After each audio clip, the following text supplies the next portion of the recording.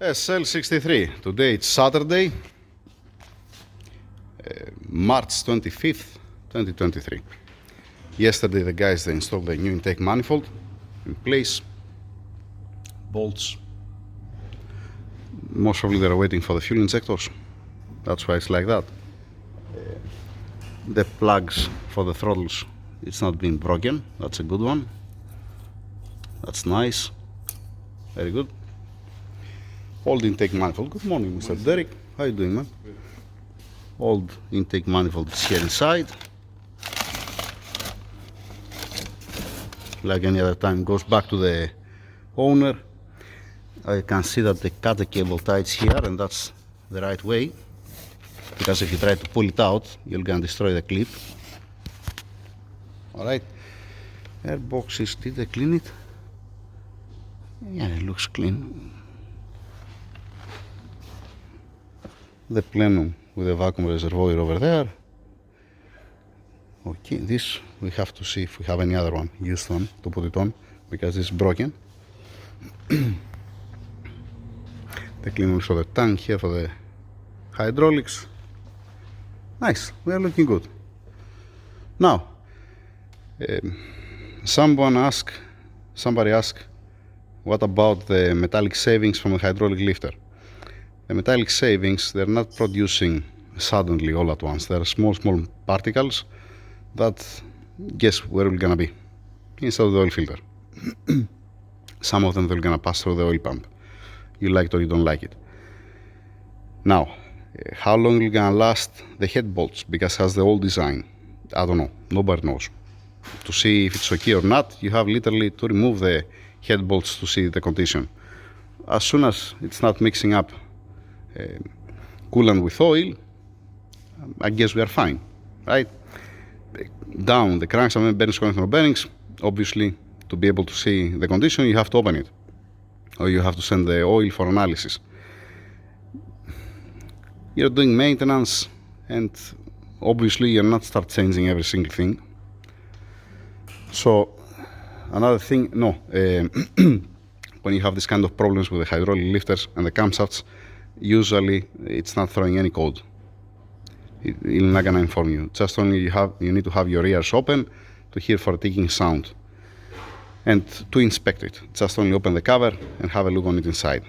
Better spend, let us say, 1 hour than to be sorry. That's my advice. Another question: why only on the number 2 cylinder and on the number 6 cylinder? This has to do with lots of things.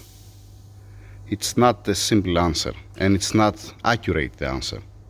If you ask 10 mechanics, they're going to give you 10 different answers. All right. You have let us say, engines that can last 300,000 kilometers and have minimum wear on the camshafts. I have seen with 100,000 kilometers and to be almost gone. You cannot blame the owner if he's changing the oil once every year or every 15,000 kilometers, because that's what they're adjusting. The owners that they are changing the oil earlier at 7,000 kilometers, they don't have this kind of wear, from what I have seen up to now. We need also dipstick, by the way. Yeah, that's how it looks like. So, again, in any machine, in any engine, it depends how you are treating it. The treatment of the engine, how you are driving it, what kind of maintenance you are performing. There are so many things. It's not causing only one thing, the problem. That's what I'm saying. Yes, it has to do also with the profile of the camshaft. It has to do that it's direct acting. It's not the only engine that has direct acting design, and it's not the only engine that it's suffering the pocket valves. Just only different engines, you can see the same symptoms at 400,000 kilometers, because it's not high revving, because they are cruising usually.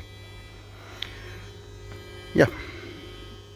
There was another one question, I think. I don't remember right now. And I cannot spend so much time. It's helping by changing more often the oil. Yeah, the engine oil, definitely. At least that's what I have understand till now. That's it pretty much. I think that I mentioned also yesterday that I watched inside of the cylinders. I checked the cylinders, there is no scoring, there is no problem. I saw also a couple of valves because I can see it from the side camera. I didn't saw any problem inside, to be honest. And like I said also to Omar, now that's some timing with a new intake manifold and a new PCV. This is 2021, 05-2021, okay? Now, like that, you can get the compression pressure. Because it's on timing, the camshafts are okay, cam adjusters, they're locking, they're not free. Well, even the previous one was not, just had some wear. I'm just saying. You have new gaskets for the intake manifold, new PCV, you can get accurate compression test. You can perform accurate compression test. That's my point. Let me see if I can answer to anything else. Otherwise, I'm gonna finish the video here. The guys are gonna continue later on. Not now. Now it's early morning. I have to move on with the fuel system here. Yeah, I forget that. There is another one guy that he says he cannot see the 40 degrees mark on the damper pulley, and what he did, he spun the damper pulley until align the notches back on the camshafts, and he locked the camshafts from back. By doing this, it's not the right way to do that. That's why I have this tool. If in case that you have an aftermarket pulley and nobody make a mark, or in case that you cannot see the 40 degrees mark, I'm getting a reference from the number one piston here with this tool that I have. That I did that with a wheel degree outside on an engine, on the engine stand, not on the car, with a clean piston without carbon. So think about it. You might be at 45 degrees, you might be at 35 degrees. You don't know where you are on damper pulley. You're looking the camshafts because how many chances you have? It might not slide, it might slide. You know, it's well known that the cam adjuster to the camshaft, it might slide. You see that in none of them it's locking correct inside. How many I have open, always they're missing a couple of degrees. Alright, this has to do also with the timing guides, not the timing chain. The timing chain is double, it does have that much wear, it's very minimal. Usually it's from the timing chain guides and because sliding the cam adjusters. In this case, if you pay attention yesterday when I put the bridge here to lock the camshafts at 40 degrees, both banks, they had identical run out. It was not locking from this side, it was not locking also from this side. Alright, what does mean that one? This is because of the guides. It's not necessarily that it slide the camshaft from the cam adjuster. Alright, so yeah, you need to find the 40 degrees. You need to get a reference from the number one piston and then to set it up properly. It will gonna allow you, there is always plus minus 5 degrees. Like the 157, same thing like the 156, same thing like the most of them. They have made this one because you cannot be exactly on 0 degrees mark to set up the timing exactly. You can always be 1 degree plus minus, it's fine. Plus the wear of the guides or the stretching of the timing chain, CM157, alright? That's why they are giving to you this room plus minus 5 degrees. If it exceeds these degrees, then it comes a fault on the ECU. Or if only one camshaft, it divides than the others, also it can give you the same fault. What else? Let me see again. Let me see. I have some time now because I'm waiting the guys to come to crimp the lines, the fuel lines for the Audi. And they haven't come yet. They're supposed to come here 10 o'clock. I'm still waiting. Another one thing, so don't forget it. Like any other time, you see that's missing the foam from here. I'm saying to the guys, this sponge that has under the intake, the front one and the rear one, I told them to don't install it again. Or if you remove any intake manifold, don't install it again because you're gonna trap water, humidity, and you're gonna start have corrosion on the intake manifolds. On the intake manifold, general intake manifolds. You can see previous videos that when you remove this foam, inside it's very badly corroded. Has corrosion, the intake manifold on the positions where it's stepping this foam, this sponge. This is mostly for sound damping. It's not that much for a heat protection, because there is only one part here front and there is another one back. It's not all in all of the valley. To me, it doesn't make any sense. I believe that's breathing much better when it has this gap there and gap back, because always in all of the Mercedes you see that there is a rubber. Okay, it's coming apart, this rubber. No, it's okay, it's okay. I was thinking it was the thick one, but it's not, it's the thin one. All right, there is a rubber, so whatever air comes inside, it will gonna pass through the intake manifold. When you have the foam, the sponge there, it will not. For me, I believe it's helping for the corrosion and to be able to breathe. Same thing also for the one foam that has from this side and one foam that has from this side for the fuel injectors, to don't hear the ticking sound. You're not installing it because in any other case you see that has corrosion.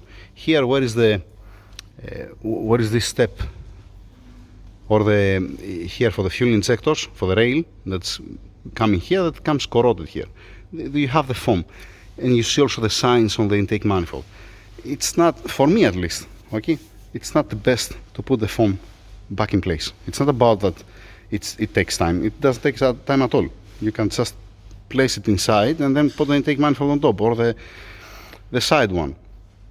It's not correct for me to make for a sound damping, but you're gonna sacrifice in long terms the intake manifold. So again, because something is not right for me, this doesn't mean that I'm right, okay? That's just my opinion. And I'm looking, let us say, forward. You have a new intake manifold. I don't want to have a sponge here that is keeping moisture or humidity or water and start eating the intake manifold. Same thing for the here up. If you hear a little bit of ticking sound of the injectors, okay, so what? It's an engine. It's not, you cannot mute it, right? It's fine, and it's not an engine. It's not 1 liter 4-cylinder engine to run how silent. It's 6.2 liters. What you're expecting? Some people, they are removing the catalytic converters, or they are putting headers to have more sound and performance. Yeah. So no, for me, I'm trying to avoid to install these foams. And that's what I have to the guys. If the owner, he wants to install it, yes, we can install it.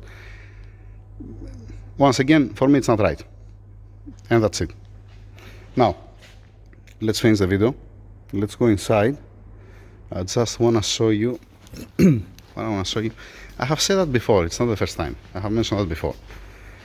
The valve springs, the intake valve springs for the MO56 before 2012, it's softer. After 2012, this is the intake valve spring, the double spring, all right? So after 2012, they have the same valve springs like the SLS. What's the difference? The difference is that one is 108 kilograms on the maximum lift and the other one is 98. And when you're changing camshafts and you have the old valve springs, that they're not going to perform the same. They're going to lose a couple of kilograms. They're going to lose 2 to 3 kilograms. It depends. All right. You're not going to have so much friction. You're gonna tell me you're not going to be able to rev it higher. Yes, but you have the transmission that it cannot rev up more than 7,200 RPMs. So why to use a hard valve spring since you cannot go more than 7,200 RPMs? All right, makes sense. In any case, it's not, it's gonna last the camshafts more because of the wear of the valve springs. You're not gonna have the same tension. That's what I'm saying. You cannot expect the spring to last, let us say, 20 years and running for how long and to give you the same tension. Actually, I have seen that on the tool, that they are losing 2-3 kilograms at 150,000 kilometers. So I'm expecting, if it's changing more often the oil, the owner now, and with these valve springs, I'm expecting at least to make 200,000 kilometers with these camshafts, minimum, or even more. Yeah. If I open it and I change, I'm gonna give you this scenario. If I open now and I change all the valve springs and I put the new valve springs and close by again, at 100,000 kilometers you can see signs on the cam lobe that has a wear. And if he's not changing the oil recently, if he's delayed, let us say, the oil change, at 150,000 kilometers you can have the same results. It might not be on the number 2 and the number 6, it might be on a different cylinder. Yep, that's it pretty much. Okay, over and out. Let me call the guys now to see when they're gonna come to crimp the lines. Dang it, today it's Saturday. Don't want to stay here till midnight. Doesn't make any sense. Yay.